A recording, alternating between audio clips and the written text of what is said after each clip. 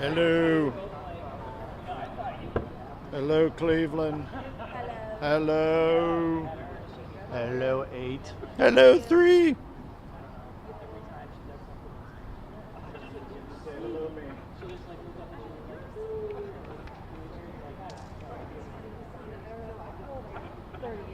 Okay, so you grew up like the whole like Disney year, like Nemo and I did that kind of stuff. I didn't really watch Finding Nemo. More like Aladdin. Oh, okay, so okay. Not a whole lot. Okay. You sounded like me. Not sure. Hello, my name is Bruce. It's actually I can be. We're just waiting for a couple more places.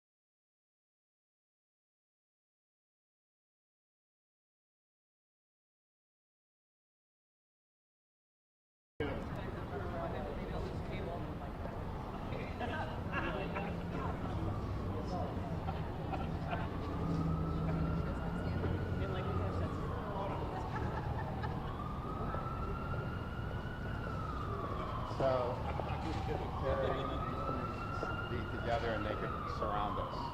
Yeah. All right. You guys, why don't you come I'm in? sorry. So when you talk, you're gonna just come up here. Come up a little closer. Get in Everybody. there. Everybody get in. Come in closer. Sure. Okay. Hi. You want me to start? Or? Go ahead, you start. You guys ready?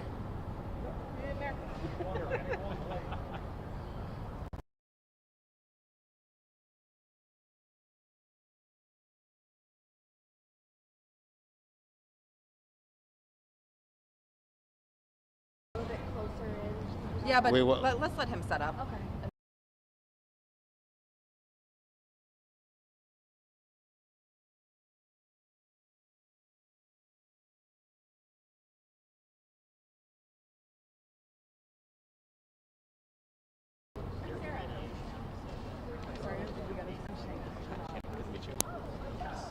Do you want to play this? I'm glad you can make it here. It's good. You got to meet any of y'all yet? But that's that it represents really, yeah. I was hoping that everybody would where they're at. It's being a little busy. It's 11 o'clock on a... on a Thursday. Yeah, I just skipped out of work. I didn't tell you. Hold on. I like your shirt, by the way. It's cute. So cool. I was like, I need to look nice. And I was like, wait, I just want to be comfortable. I'm not comfortable right now. I was like, you know what? I'm just gonna wear whatever. Yeah. Honestly. Good to meet you guys. Like you're here. It's cute.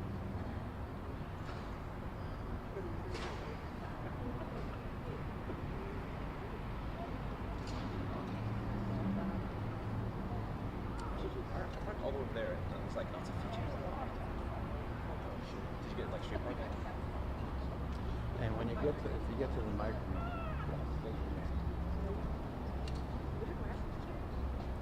I just took the sunglasses off. 'Cause I didn't need the sunglasses. All right. Yeah, I'll talk to you. Okay. You good? Good timing, man. One of you guys, can you guys just shift so we're a little centered? Thank you. Is that good? Can you see everybody? All right. So good morning. Thank you for coming. My name is Terry Gilbert, and this is Sarah Gelsomino. We're from the firm of Friedman, Gilbert and Gerhardstein, which litigated the case. 12 people who were victims of misconduct by the City of Cleveland Police Department on May 30th, 2020, in connection with the George Floyd protests, which were sweeping the nation as a result of that horrific murder of George Floyd on May 25th. Our litigation has spanned now over almost 2 years, and on behalf of 12 plaintiffs, some of them who are here today, who were violated either by false arrests and prosecutions or being subjected to excessive force during the course of that day. They were innocent, peaceful protesters who were exercising their rights under the First Amendment to the United States Constitution. A lot of the narrative in this case was about breaking windows and physical damage, but in the course of that day, these individuals were there passionately standing up for the family of George Floyd and seeking reforms with respect to the epidemic of police shootings in this country, particularly against young black men, but also the widespread excessive force that we see almost daily in police departments across the country. So it is a story of people who came here to help out, to protest, and wound up either in jail or having physical damage because of indiscriminate and unjustified use of force. We were happy to resolve this case in the last month after negotiations with the City of Cleveland Law Department. I want to emphasize that these actions by the Cleveland Police Department were under a different administration, the Jackson administration and Chief Williams' administration. And so I think they recognize that there is a lot more to do. So this kind of activity, violations of people's rights, will not happen in the future. Over the last 7 years, there have been mass protests from the Tamir Rice case, from the verdict of Brillo, who was found not guilty for shooting 49 times into the vehicle, where 2 unarmed individuals, Melissa Williams and Timothy Russell, were killed. There was also problems during the 2016 Republican National Convention, and they never learned their lessons about how to de-escalate situations, how to prevent not only potential violence by small groups of individuals, but their job is to protect the freedom that we have, not to exploit it, not to deny it. So we had this mediation, and we settled the case globally for $540,000, and it puts some closure to this ordeal that our clients went through. And hopefully that we can use this case as a vehicle to seek reforms. So the message to the City of Cleveland is, don't do this again. Work hard to properly train the officers, properly supervise. There was so much disconnect between the police department and their members that day, where they overreacted without any guidance, without any supervision. There were at least 2 after-action reports that criticized some of the things that happened that day and offered some recommendations. We'll see if those recommendations will be enacted or put into the process of the consent decree, which they promised that they would do. So having said this summary, we are going to offer some of our clients to make statements. So Shayna Bernard, her name is the first name on the lawsuit. So we're going to give her the benefit of the first time to speak about what happened to her. Say your name and spell it before you. My name is Shayna Bernard, SHAINNA BERNARD. To kind of come back to the stairs where I, among so many other people, we were maced and just kind of brutalized just for protesting. It's kind of surreal, right? But I want to say, I know Mr. Gilbert had something to say to Cleveland, but to potential protesters and potential activists, I want you to not be deterred by what you saw on TV and by what we experienced. I'm saying keep on coming back. Keep coming back. This is just a stitch in the fabric of reform.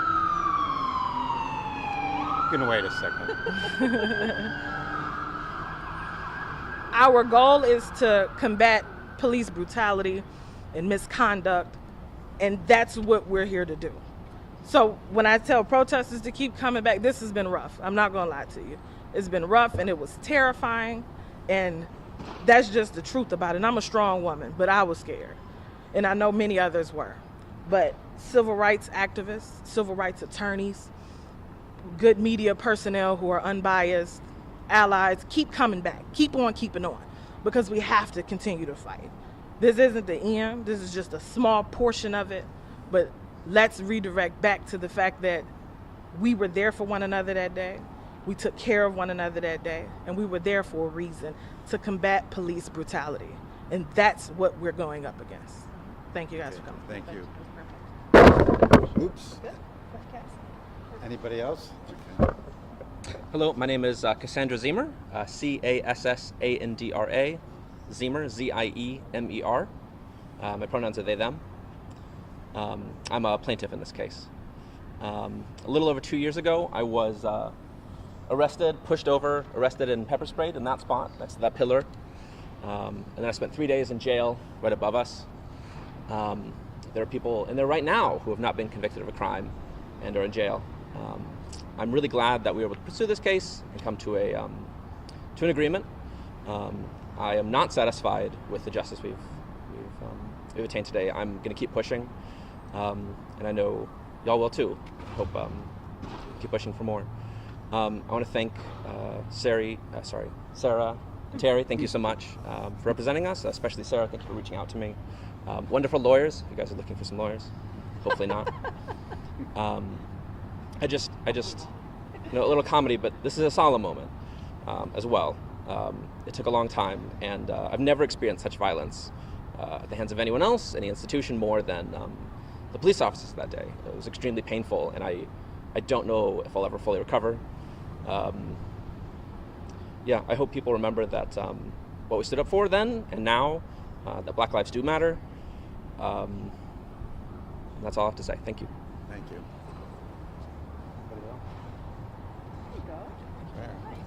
My name is Francesco Weiler, Francesco Weiler. I was at the George Floyd protest, and I was arrested on the other side of the Justice Center here. And it was a situation where we were trying to leave, and two of my friends were caught between a dumpster and the building itself, and we were just trying to leave. Unfortunately, police were opening fire with some sort of pepper bullets, and as I was struggling to get them to safety each time that they were trying to leave, basically being attacked upon, it was a random stranger who came up, a young black man, who came up and helped me to shield them from the gunfire of the pepper bullets to get them to safety. And I never found out who he was. He was just a random stranger. And I came out that day in support of the injustice and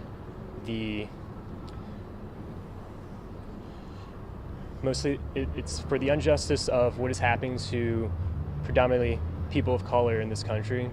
And I hope that this case does show a semblance of moving forward something that can change positively for a lot of the discrimination that we are trying to eliminate moving forward. I am grateful for the outcome of this hopefully having an impact to make that reality come true further moving forward. Great, thanks. Hi, my name is Valeri Bellocoin, Valeri Belokon. On May 31st, the day after the protest,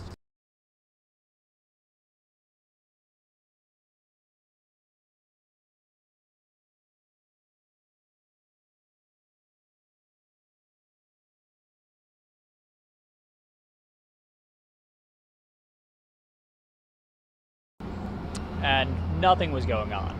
There were no windows being broken, there was no rioting, there was none of that. And out of nowhere, two unmarked cars full of cops just pull up on us. Guys jump out, guns point at us, vans pull up behind us. We're thrown in jail. It was ridiculous. Later on, I got an opportunity to speak to one of the officers who arrested us, and he told me that he only believes in restricting people's liberty when absolutely necessary. I've been thinking about it for 2 years. I can't see how two people walking down the street on a Sunday afternoon is necessary to restrict that kind of liberty. Looking at what happened, and to build on what Ms. Bernard said, the more this happens, the more cities are going to have to pay for it. The more police are going to have to pay for this. It's important that people keep coming out and keep putting on this pressure, because that's the only way we're going to affect positive change. At the end of the day, that's all that we wanted to see out of this, was positive change. Thank you. Are there any questions? I don't know who wants to address it. This is for the plaintiffs, but what was it like to come out and protest police brutality, and then to have some of you become victims of it at this time? Does anyone want to address that? What that's like and what it's been like? Honestly, I wasn't super surprised because I knew the reason why we were coming down there, but I was surprised that it would be so blatant. Like, it would just be right in our faces and it would just happen so quickly. And but I would say that in the midst of all of that there were officers. There was one officer, I don't know his name, but there was one officer who did try to help. So I guess good and bad, maybe, if that's what you want to call it. But yeah, it was terrifying. How did he try to help? He was one of the officers that he splashed a water bottle in my face when I first got maced. Yeah. Okay. Any other questions? I think Cass Oh. I'm going to say I had been to one protest before this one, and I was much more naive back then. Certainly learned my lesson. I was genuinely expecting a march down the street and someone to come right here and say, maybe the mayor, police chief, someone to say, that's really messed up what happened to George Floyd. We're here with you. We're hoping for justice. We see what you're saying. There's no need to protest. The city of Cleveland stands with you. That was naive, and I've not gone to a protest other than one very quickly. Since then, I'd love to, but I'm terrified. I don't know if I could do it again, and happy to do non-protesting direct action, but it was terrifying. I've never experienced something so violent and so needless, completely unnecessary.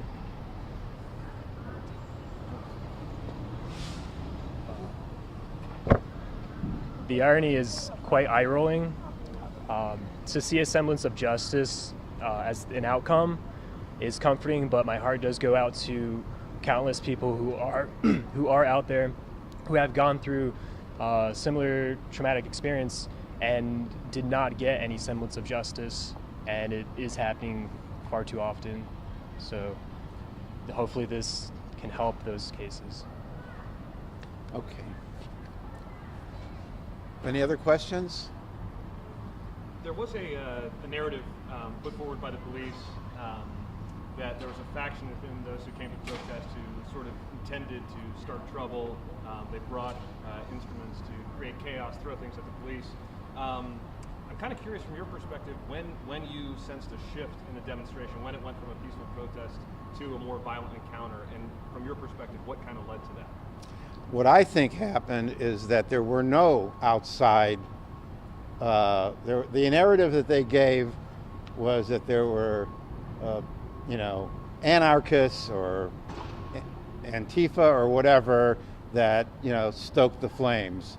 But this started off as a peaceful protest. It came to the Justice Center where we are standing now, and it was all about just making sure there was crowd control. And I believe that the police panicked.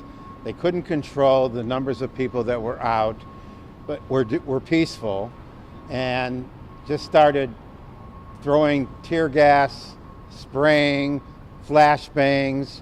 That set off a situation that got out of control later, where people responded. Some people, not all, a very small minority, responded later in doing acts of vandalism. But that narrative is largely untrue, in the sense that the people that came here originally were peaceful. There was no initial violence. There was a march, and they had the bicycle squad here. A handful of bicycle people who didn't know what to do and overreacted and created havoc, created chaos that in the end led to some vandalism. And this is something that needs to be said very straightforwardly, that the police were not prepared to handle the crowd. and began to overreact with excessive force and with tear gas and flashbangs and that kind of thing that got out of control. Anything else? So is the process done now for this case, or is there anything? Well, we still have a couple cases against the county that have not been resolved yet. But all of the claims against the city out of these 2 lawsuits have been resolved. Right. What was your name? I'm Sarah Gelsomino. Okay. Can you spell your last name? Gelsomino. Thank you. Sorry, Valerie, can you spell your last name again? Belokon. Okay.